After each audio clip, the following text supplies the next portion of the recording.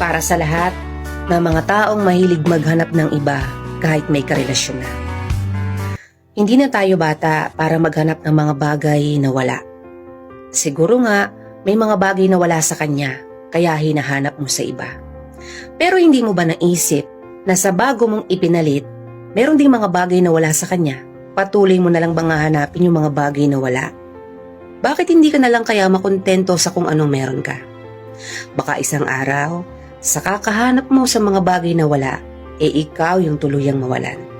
Tumandang mag-isa dahil nasasabik ka lang naman sa umpisa. Magaling ka lang sa umpisa. Sa umpisa kung saan nandun pa yung kilig, wala pang problema at wala pang hindi pagkakaunawaan. Huwag ka masyadong mapaglaro pagdating sa pag-ibig. Huwag pairalin yung damdamin na sa una lang lahat gagawin. Matuto tayong pahalaga ng mga taong tunay na nagpapahalaga at nagmamahal sa atin. Huwag kang pumasok sa isang relasyon kung hanggang simula lang ang alam mo.